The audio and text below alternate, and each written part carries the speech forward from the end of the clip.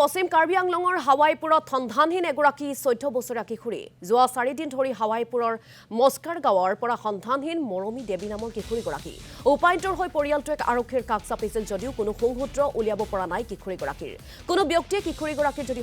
সম্ভেদ পায় তেন্তে 9080350571 নম্বৰত যোগাযোগৰ আহ্বান জনাইছে পৰিয়ালটোৱে আৰু কিশোৰী সন্ধানহীন ঘটনা সংঘটিত হৈছে পশ্চিম কাৰ্বি আংলঙৰ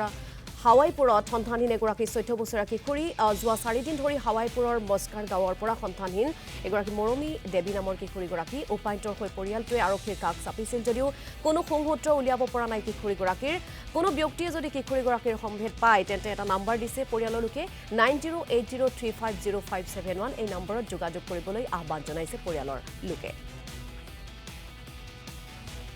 সন্ধিয়া 5টা বজাত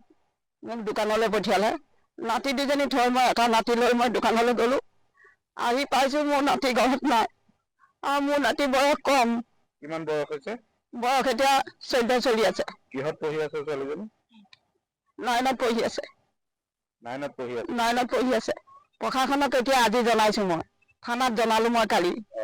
থানা উঠি আহি মোক খুদি কৰি গ'ল এতিয়ালৈকে থানা উঠিও কত উলিয়াব পৰা নাই মই চিন্তিত পৰিছো